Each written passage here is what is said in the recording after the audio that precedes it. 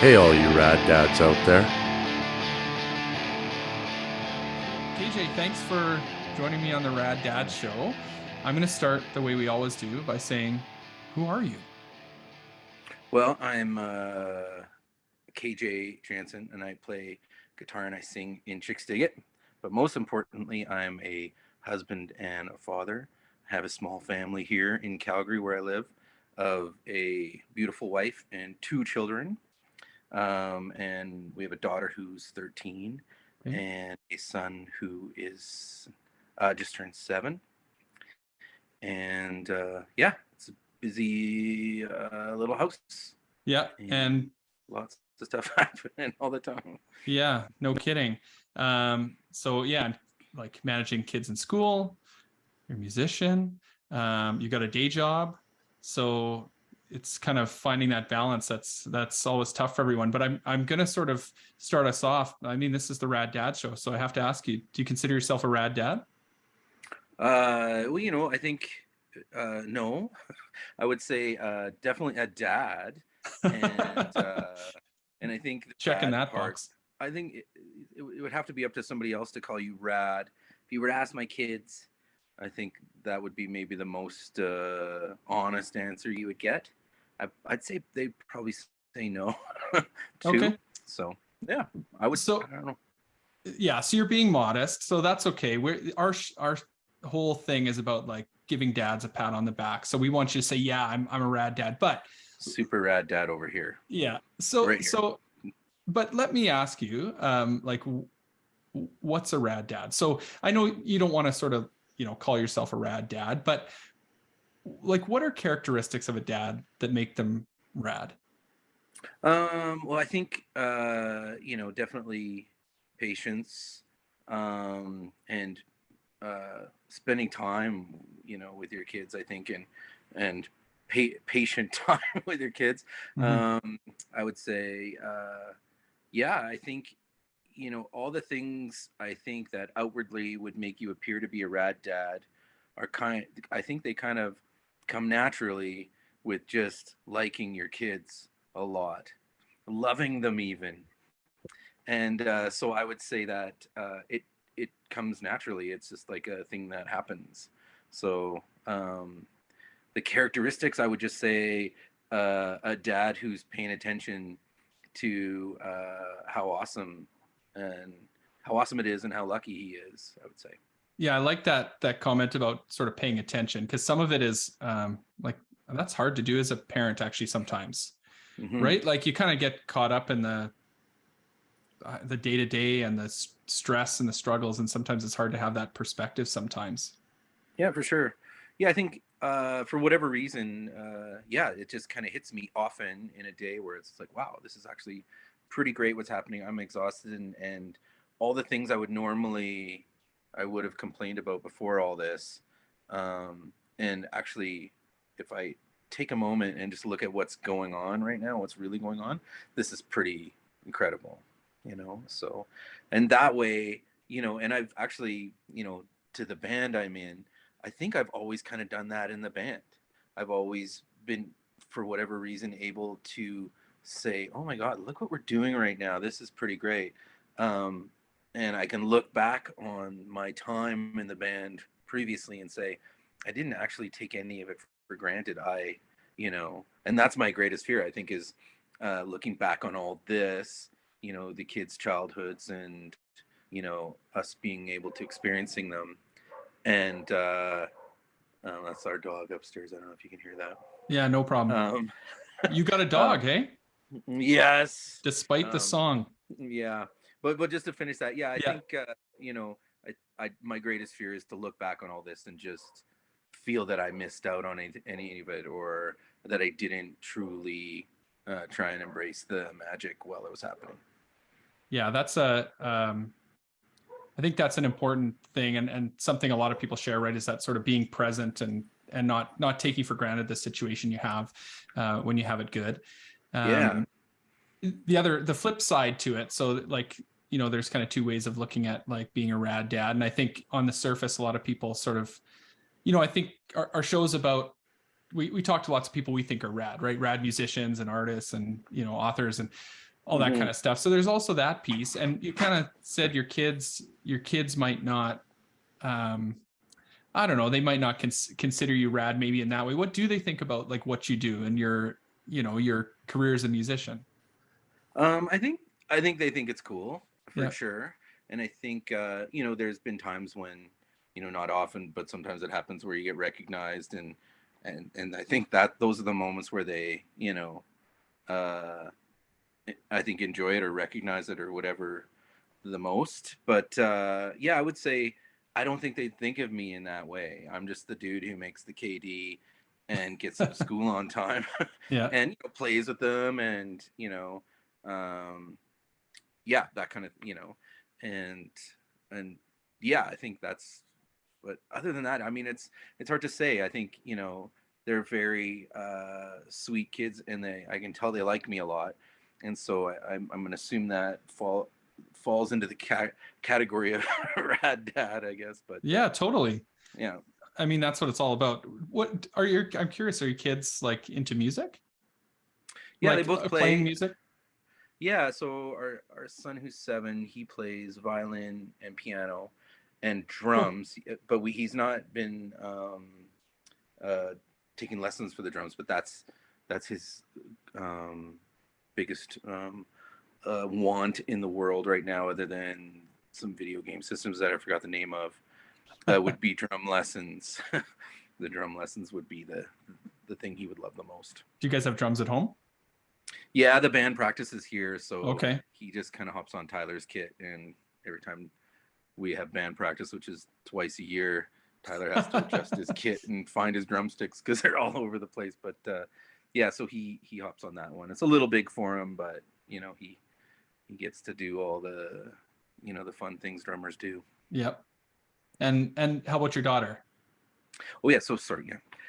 And she plays piano and ukulele and sings. And nice. I think she's kind of ready to move on from piano, maybe. So we'll see what that sometimes happens, right? Mm-hmm. She's played since I think she was 3, so I think that's 10 years. So, and she's good. So I think if she wanted to move on for a while, I mean, we'd be fine with that. I think she's worked really hard, and we want her to love it. Yeah. So we don't want to be forcing, them to do something like that they should just love. So yeah, you want your kids to follow their passions, right? But I mean, there is that probably it changes a little bit as they age. So my kids are a little bit younger, so I'm still in the phase, like I've got a daughter who's 7 and a daughter who's 4. Mm-hmm. And we're still in the phase of some things you kind of have to like make them do, like you're gonna go in soccer and you're gonna try that, and but then you're having to walk that line of like kind of making them do something versus just letting them explore the things that they're passionate about, right? You kind of have to walk that line. Yeah, there's certain things that they kind of are expected to do, I guess. Yeah, but luckily they love those things, so we don't really tell them that they're expected to do that.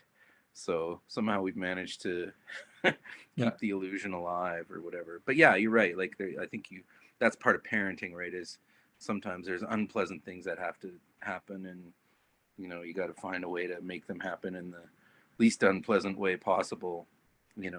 Yeah. And, so luckily music doesn't fall into that category yet. And they're both in sports as well. So we're getting a lot of miles on the family minivan for sure. Yeah, nice. Do you guys do you like jam a little bit at home? Do you guys play together?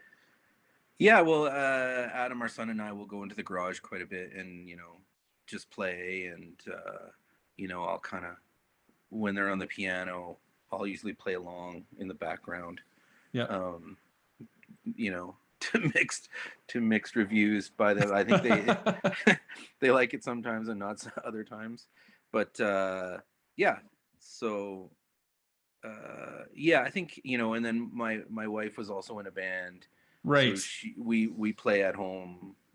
There's a lot of music being played in the house, and so I think and people will be rolling through town, staying with us. There's a piano, instruments all over the living room. It's kind of just ends up happening when there's a bunch of people who play music and a bunch of instruments laying around. Yeah. And we have a piano, which I was like, I don't want a piano. Let's just get a keyboard. But we got this piano, and man, it's like constantly being used. Awesome. Yeah, that was a good thing that I listened to my wife on, because I was like, it's a heavy piece of my furniture. in-laws have been trying to get us to take their piano, and I'm just like, I don't think we have room for it. Like, how are we going to get it in the house? And maybe it's worth considering. I would say, yeah, somehow this thing has wormed its way into my heart. So yeah, just like the dog. So yeah. So let's bring it back around to the dog, another member of your family. Yeah. Well, I always grew up with dogs, and no, I love dogs. It's just that we had a few friends at the time that song was written, that had dogs, and it really kind of got in the way of our relationship with them. So it's kind of about that. Everybody can relate to that, right? I think so. Yeah. And to some degree, you see yourself in it, like, certainly I do in that song a little bit too. So yeah, well, yeah, that's growing up, when you're starting to admit to yourself all these things that were probably true all along, and right, yeah, and you're realizing, oh, that actually is me and has been me the whole time.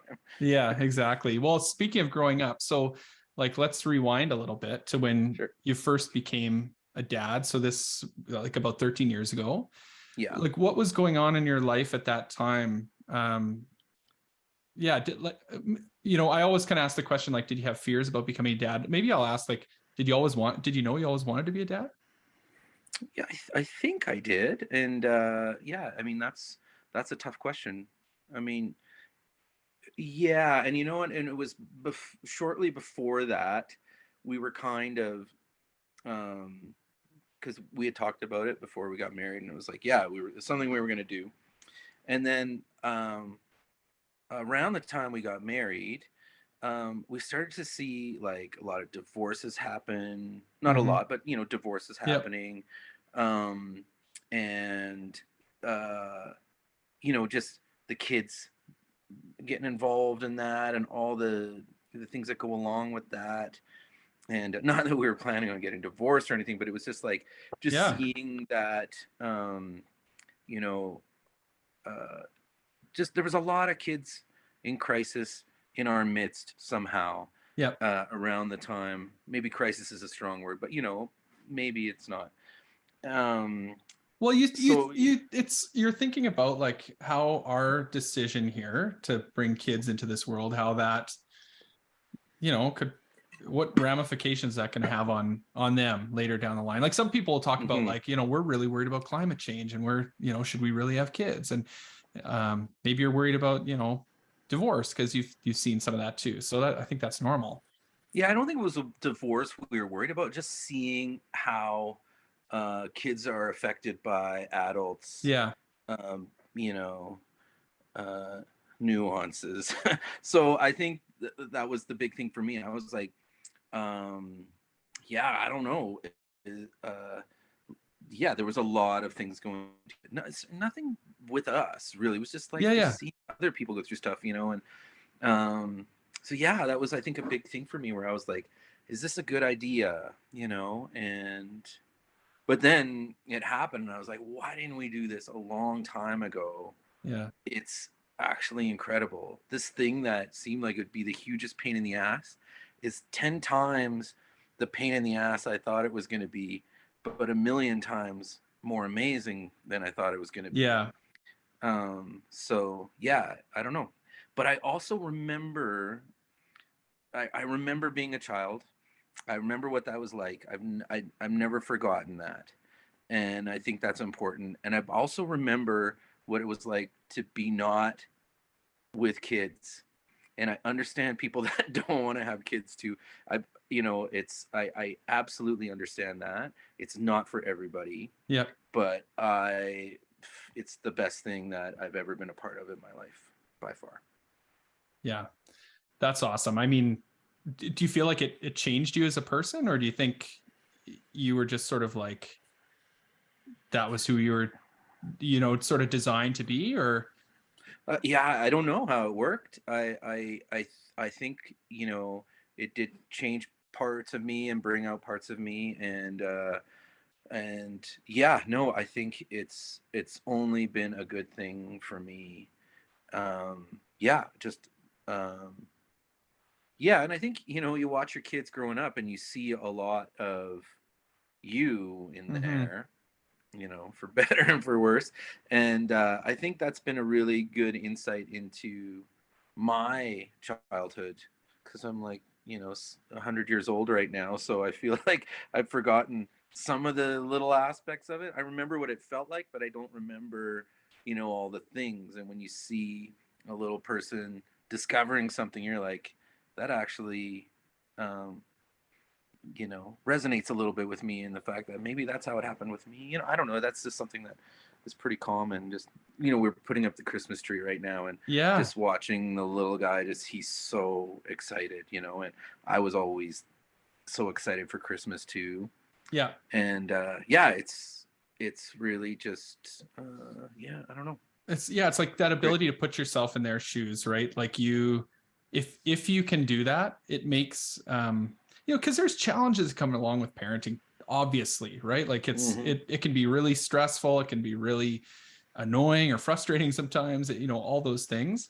Yeah. And I think that's totally normal. But if you can kind of put yourself in their shoes, and that's such a good point. It's funny, like I don't know if really anyone's ever said that before, like, look, like looking at it through their eyes, or like really thinking about what it feels like for them, Mm-hmm. is really important, because that's really powerful when you think back to like those like really strong memories that you have as a kid, like Mm-hmm. how that makes you feel. um and then to know that as a parent you have kind of the ability to create that for them, for your own kids too. Yeah, exactly. Yeah, I think it's something that, I think about a lot with them. And yeah, I think when you're caring for somebody, or whether it be, an elderly parent or whatever, you have to really think about where they're coming from, if you want to do a good job caring for this Mm-hmm. person. And then with kids, you have to care for them, right? You have to, like, get them what they want, try and circumvent certain things, let them experience certain things that are Yeah. shitty, because that's important too. I think it's important not to negate our entire childhood, you know just so they avoid all these unpleasant things. Don't get me wrong. We're trying to avoid some unpleasant things, but some of them just kind of happen, right? And Yeah. so yeah, I think, yeah, we're really, I think Kathy and I are both on the same page, which is also super important, Yeah. or I'm very lucky for. And so yeah, I think she's kind of the same way, where she sees a lot of herself in them too. And we often say, "Oh, that was just like me. Oh my God, she looks like pictures of me when I was a kid." That kind of thing. It's amazing. Yeah, it is. Yeah, um absolutely. you've touched on your childhood a little bit, so are you comfortable talking about your dad? I know you lost your dad this year, and I was really Hmm. sorry to hear that. Thank you. Like I saw you in May in Medicine Hat, and Right. Yeah. you and I actually had a conversation about your dad. We were talking about it in like your dad in the context of your mom, who you lost last year, I think. Yeah. And I remember you were like, the way you were talking about your dad, just you were talking about the great relationship that you have and how important he was to you. And Billy was on the show as well, not too long Hmm. ago, Right. and he had actually mentioned about your dad too. He's kind of like the dad to the band, and obviously your dad had a powerful presence. Like, are you For sure. comfortable talking about your relationship with your dad, and Yeah. Of um, course. Yeah. yeah, how Yeah. that Of kind of course. factors in for you as a parent now? Yeah, I think, he was a parent at a different time, like, in terms of him parenting me. Like, our family was, uh, I have two older sisters, but they're like 10 years older than me. Yeah. And so I came later, plus I was a boy. And so I had a total different childhood and upbringing than they did. Yeah. And I think that when I came along, you know, they had come from Holland at separate times. They had met in Edmonton, and so they didn't have a lot of money when my sisters were growing up, and you know, not really when I came along either.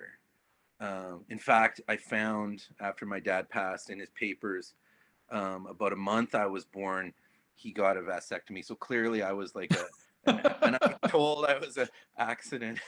So I'm gonna actually get that framed because it's pretty funny. Yeah.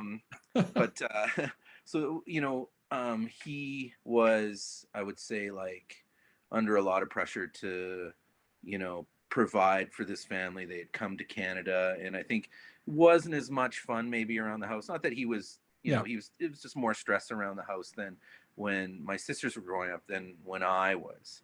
Yeah. So yeah, so I guess in terms of my young childhood, I think that we didn't really connect that much.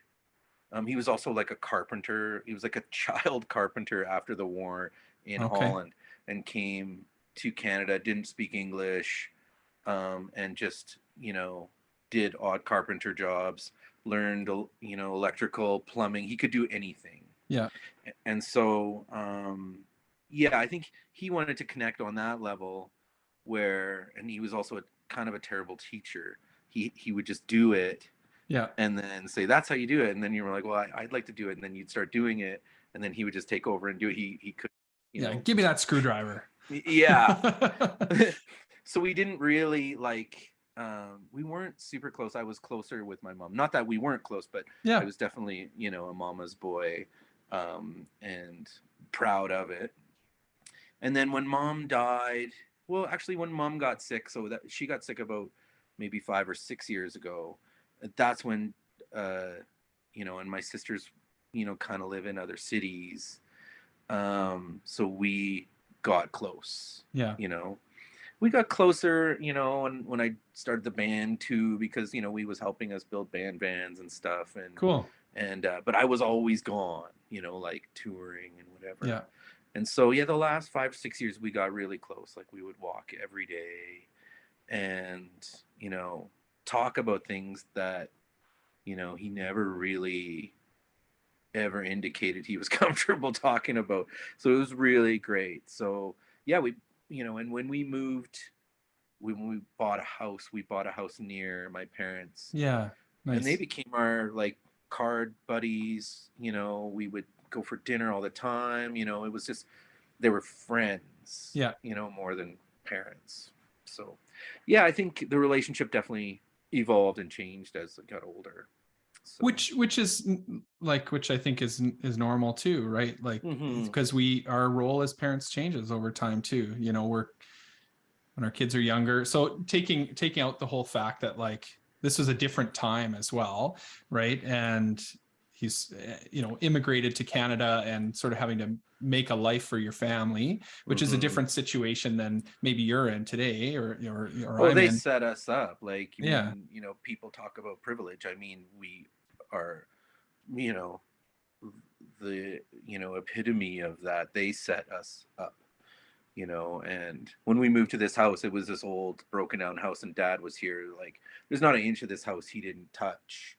You know, he fixed everything and painted, and, you know, it's just, you know.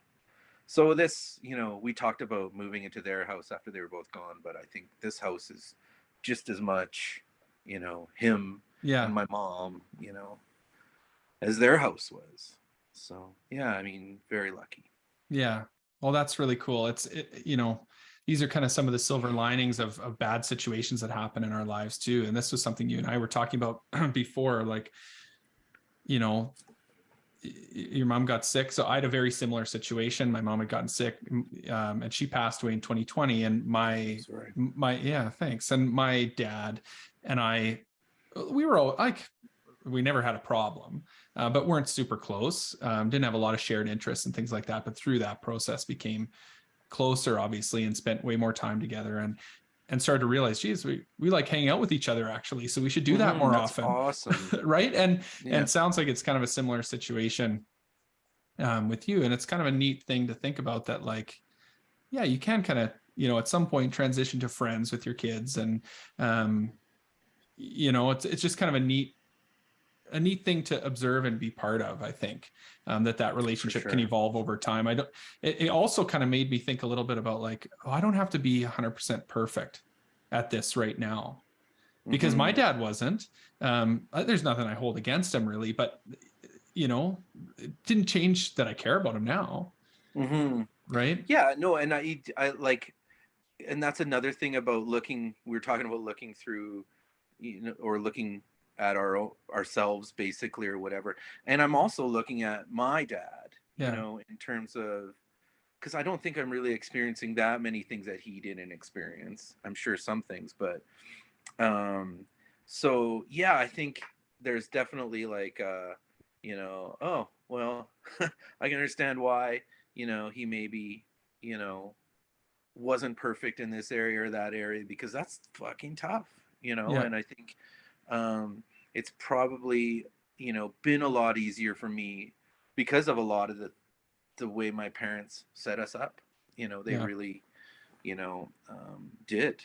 So yeah, I think and both my parents were very complimentary about our parenting. Like, they never ever criticized us. They only supported us. It was great. Oh, that's good too. Yeah. Very lucky. And your dad, was he, so it sounds like he was pretty supportive of what you did as a musician. He was Well, it's funny. He never liked to show, or say or whatever. He's like, your classic old school dad. Stoic dad. In a lot of ways. Kind of, yeah. Yeah. But now, I'm starting to see where I kind of missed, sometimes when somebody says they love you, it's not them saying, hey, I love you. It's them, doing it in another way. Yeah. So, yeah. So another interesting thing that happened, because parents, I guess, dads, we're talking about dads. Yeah. So yeah, when mom died, he was over at the house kind of every day. And we would have coffee, go for a walk, whatever, talk, it was pretty emotional time.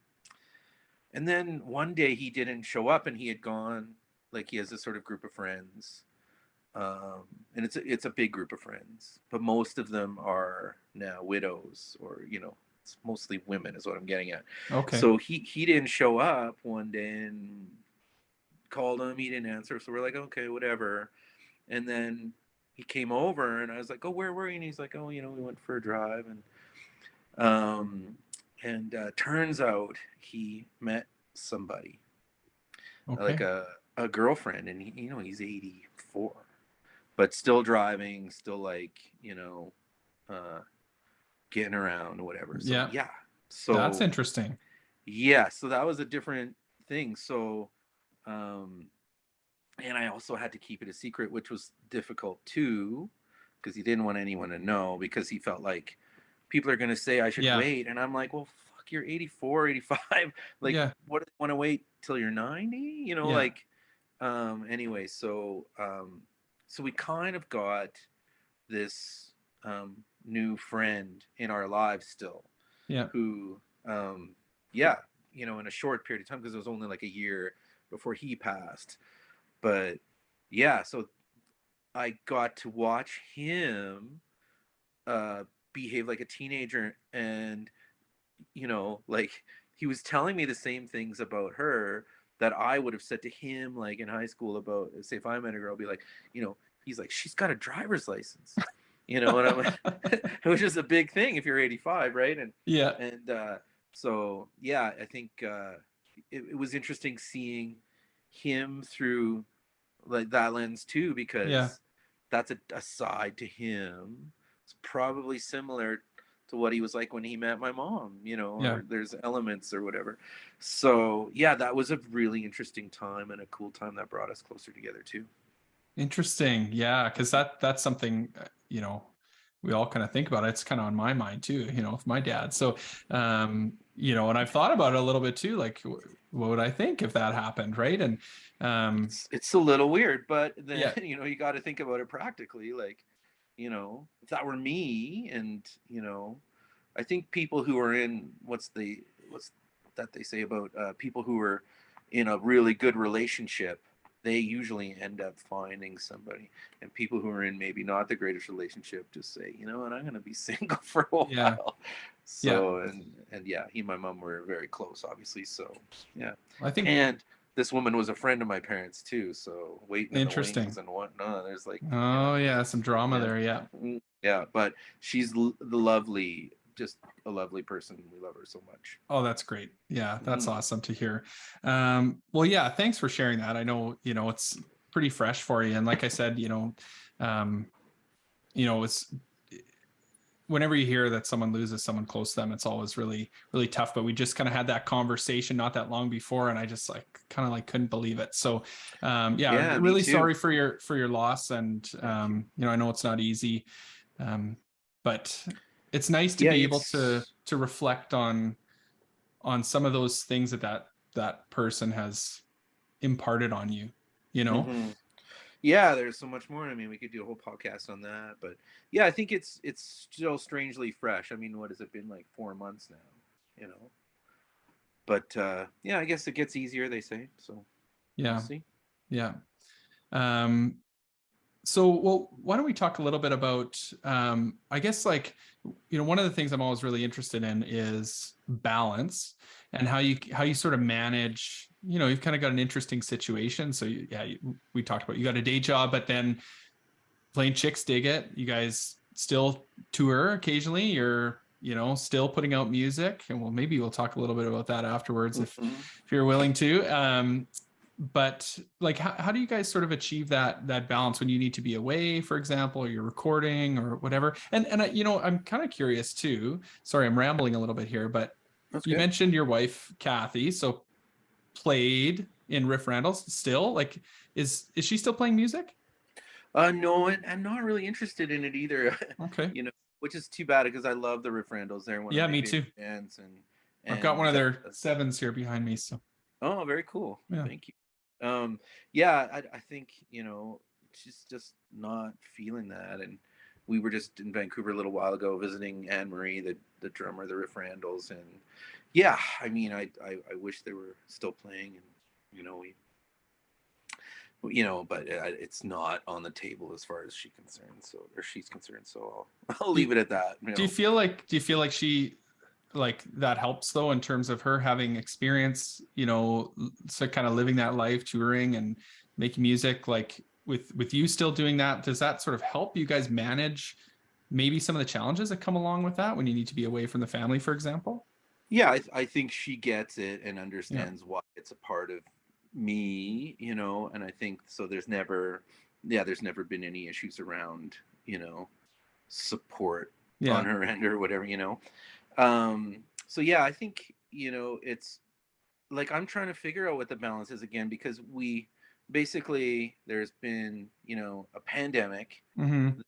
Both my parents died, Mm-hmm. and so I'm trying to figure out, you know, you know, I'm actually getting to a spot now where it's, you know, I want to do it and have fun with it, you know. Like we put up a I put up an Instagram post for one of the upcoming shows, and I'm like, I've put up like 3 posts this year, whereas normally it's a regular thing. It's just kind of, I haven't had the energy for it, like the emotional energy, you know. Yeah, But I'm at the point now where I'm like, I want to go out and have some fun, you know. And I think my parents would probably want me to go out and have some fun too, you know. totally.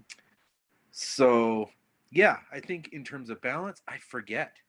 I totally forget what what the Yeah. balance is like. I know there was a balance, and that was our number one goal, was the balance, because you know, jobs, kids, band, and obviously family, you know, is the most important one of those. It's the Yeah. biggest ball. So I don't know if you could juggle it. You know how people juggle it, you know, whatever. I can't do like that. But if you throw the one up and then the two and then the one and the two, you know, Yep. it's more like that. But the one in the middle has to be the giant big family ball, and that's the most important one, you know. So So how's that changed your approach to like playing shows and stuff? You doing more kind of weekend stuff? Like how do you manage? tours? I know it's Yeah. been a little while. You've done some short tours here and there recently. How do you guys approach that? I talked a little bit about it with Billy, and I know there's 3 of you guys that have kids in the band, right? So yeah, how do you guys work it out? Yeah, I think we just sort of say, hey, what about this day? Can everybody do it? Yeah, I think there's so many days we can do it in a year. And, we'd all, of course, like to do it more. Right now, everybody's got young kids. It's not really, if we want to keep the balance going, it's not a good idea to go on tour for 2 months or whatever. Yeah. As much fun as that would be. I don't actually know if it would be that fun to go on tour for 2 months, but it used to be. Yeah, I think that's the key is balance, right? And I think that's the most important thing, and keeping all of the areas fun somehow, even though some of them, but when I go away for a while to play shows, or when I would go away for tour, come back, it's like I'm way better and like at my job and way better at getting shit done around the house and whatever, because I'm like, I can't wait to get home and do those things that I also love. And then after a while, it's like, okay, it's time to go out and recharge the battery or whatever. So, but yeah, I think we're looking to, or, I am for sure looking to figure out what that balance was, because, pandemic and all the other stuff, it's really throwing a wrench into muscle everything, memory. right? There's a bit of a wrench thrown into it. So it'll get figured out. So, I mean, that's a good transition. Ask what's happening with Chixdiggit, what's happening with KJ Jansen in the next little bit. So one of the reasons I wanted to talk to you, obviously, is because you guys are playing Edmonton in about a week, which is exciting. So really stoked about that. And then you guys are also playing Calgary right before Christmas. Merry Chixmas. Yep. What else is happening? Well, I think that's all we have planned right now. I just didn't want, like, we've canceled so many things in the last little bit, and I'm just talking to people who are in the business, and everybody's just still struggling, with, canceled stuff and things not happening and whatever. Like it's really been, hard.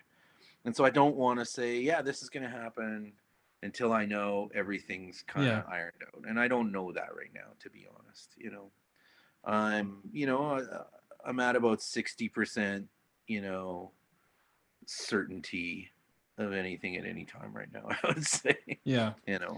Like is most of that sort of related to still this ongoing challenges related to pandemic? Is that sort of what you mean? Like, I would say mostly right now for me, it's, the parent stuff.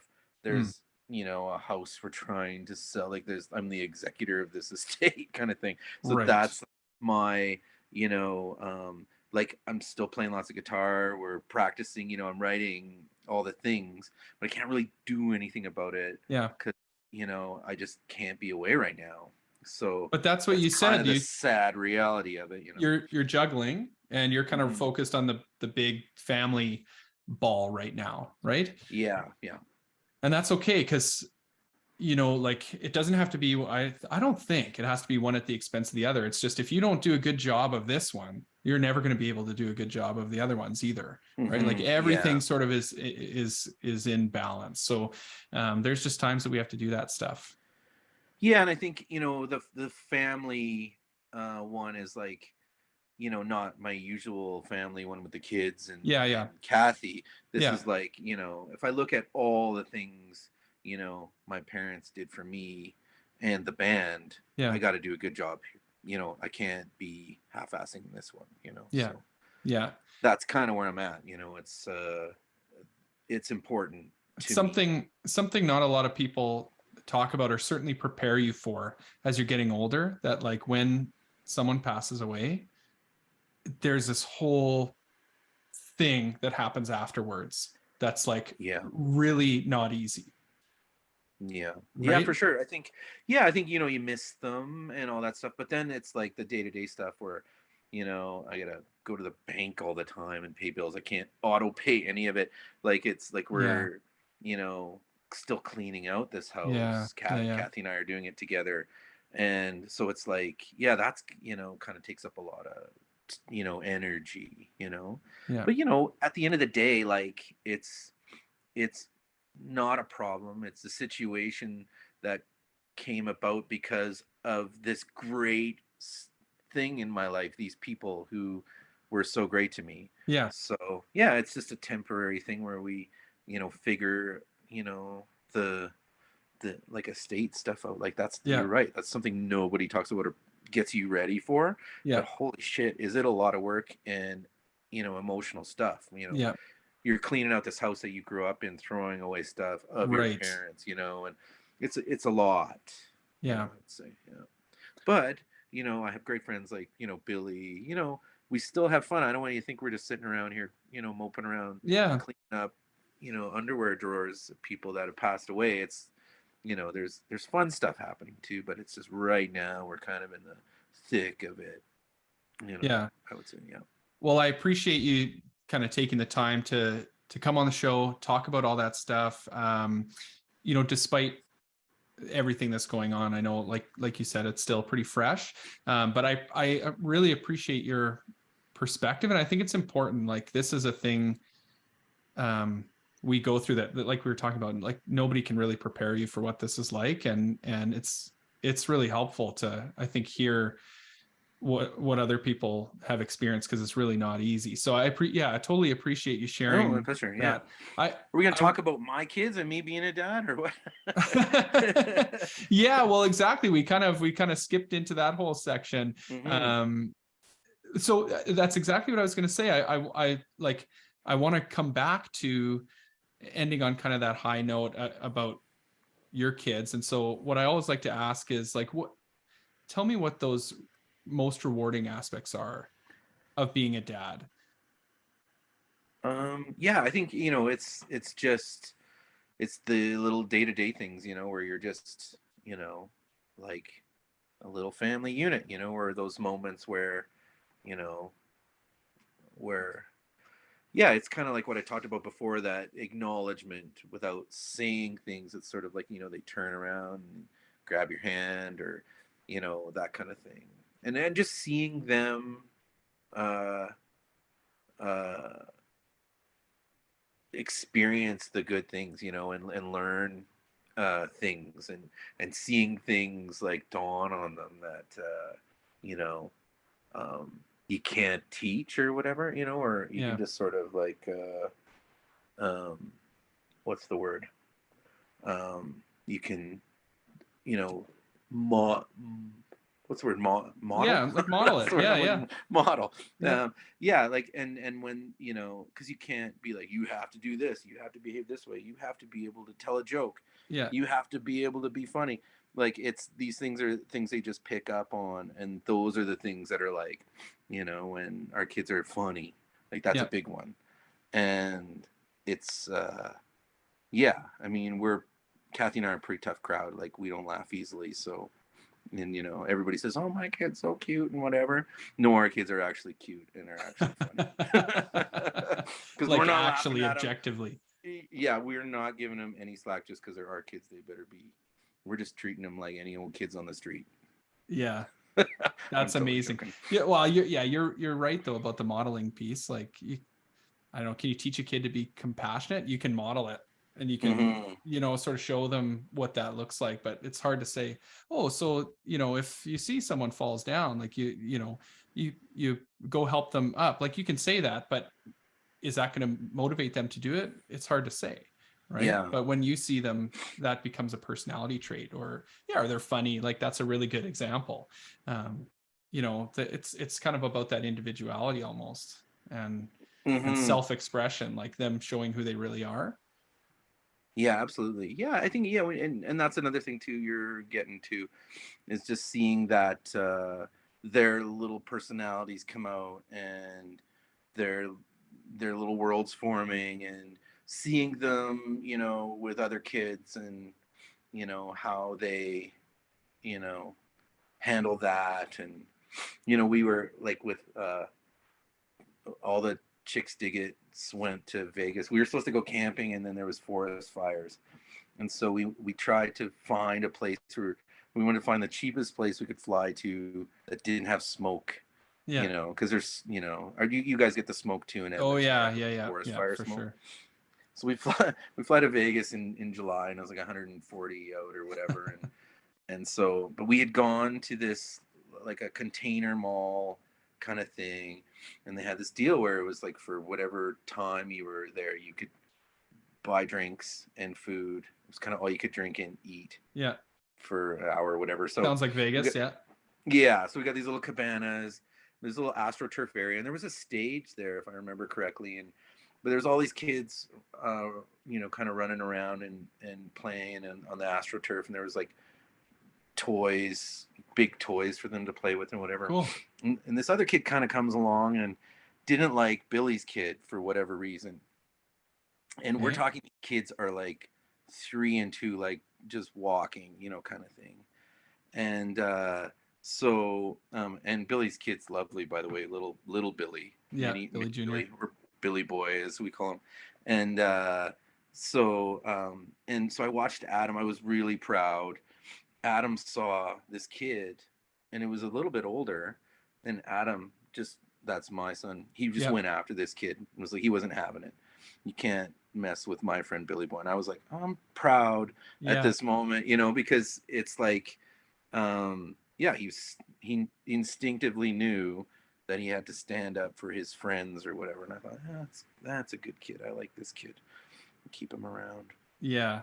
That's awesome. Like when you see that, like, we were just talking about that becoming an innate part of them, right? Mm-hmm. An instinctive part. So, and being a buddy. Yeah, exactly. And that does, I think, come from modeling. So, when you can, when you can see that and you can recognize that, that's a good feeling as a parent too. Mm-hmm. It makes you feel like, pat yourself on the back. I did something right here.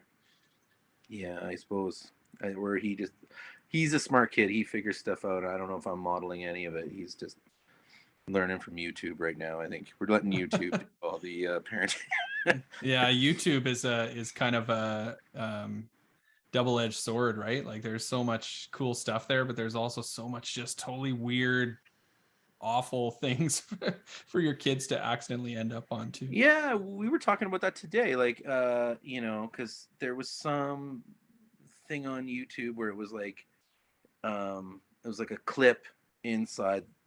I don't even know what it was a clip inside of, but you know how they ram a whole bunch of world's 18 funniest things that happen or whatever, and one of those things was like it was like, what do you identify as, a man, a woman, or a Walmart shopping bag or something like that? And he was laughing because it was ridiculous, and we're like, okay, hold on a second. Yeah, that's not okay, because here's what they're getting at. They're making fun of people who identify as something other than that. That's not okay. And so we have to well, that's exactly it. Like you have no control over what they end up accessing, right? Like unless you're sitting there with them all the time, which you probably should be doing. Like I'm guilty of that all the time. My kid will turn on YouTube and I come downstairs like, what the hell are you watching? Like, whether it's just sort of like almost more like adult oriented or whatever, probably not age appropriate, or things like that, right? Where they're just exposed to things that like they don't have the context of.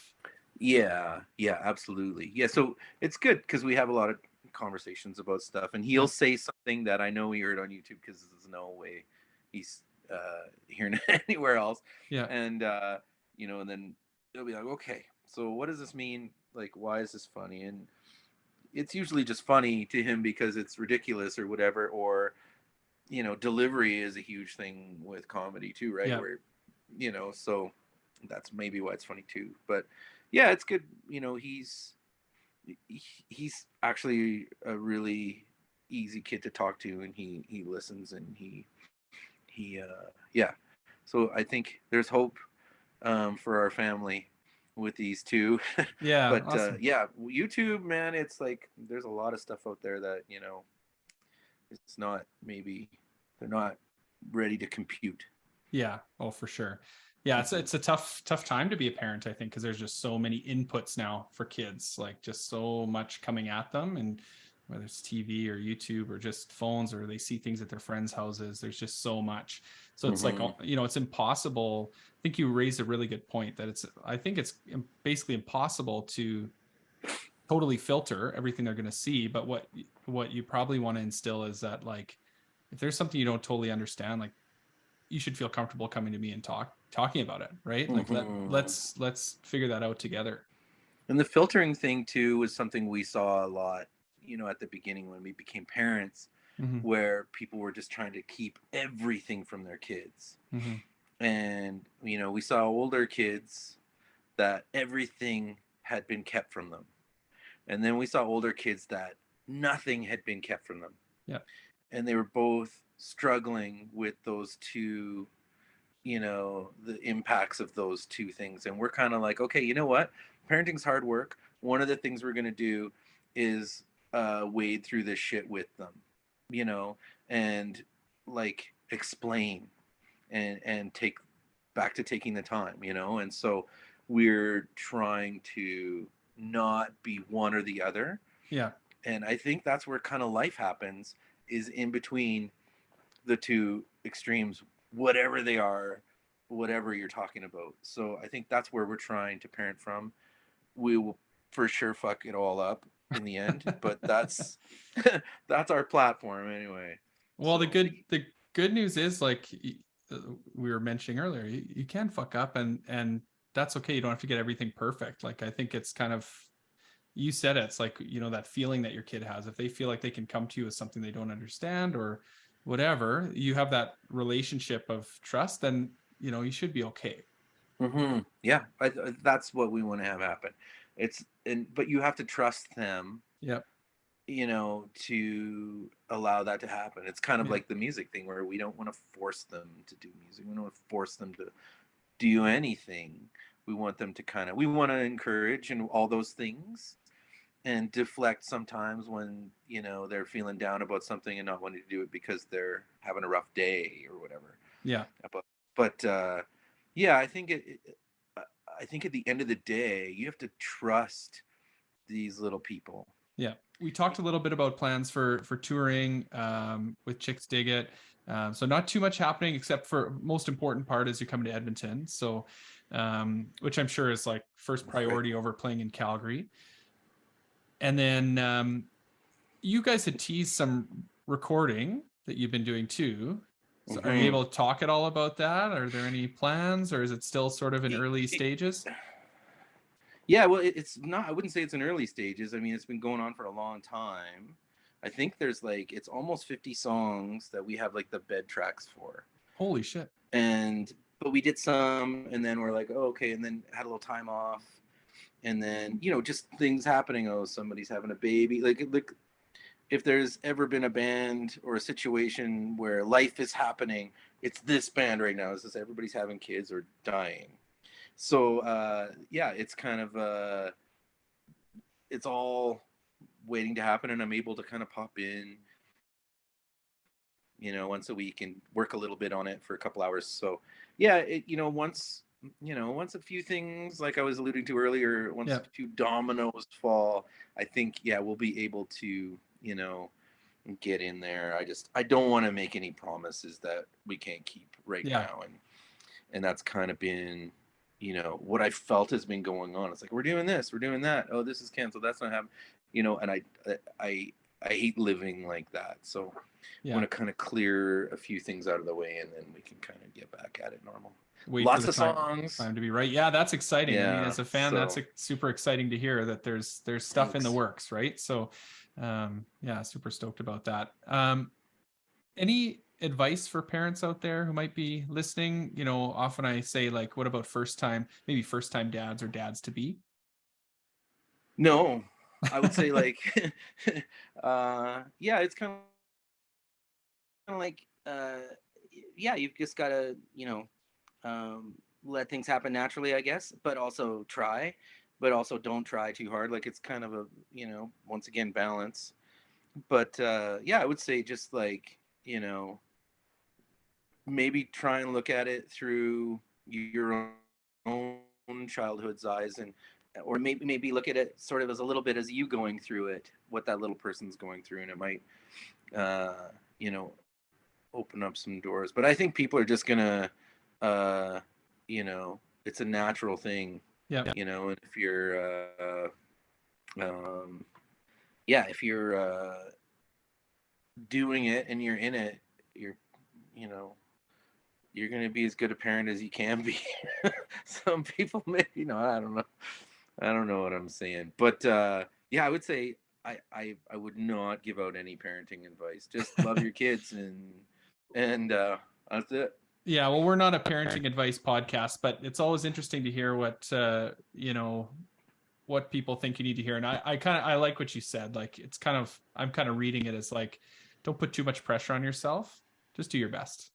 Right. And I think, Yeah, that's exactly what I was trying to say. that's almost like I feel like it's a motto for, it's almost like almost everybody says that in a bit of a different way. Because you can plan as much as you want, but like things are just going to come at you and you're just going to have to react and do what you think is best. So KJ, I totally appreciate your time tonight. I'm glad we could make it work. I'm really stoked to see you guys next week in Edmonton. And yeah, I wish you all the best with everything that's going on. And yeah, I you know, can't wait to hear some new Chixdiggit material at some point in the future. Me too, Brett. Thank you so much for having me on.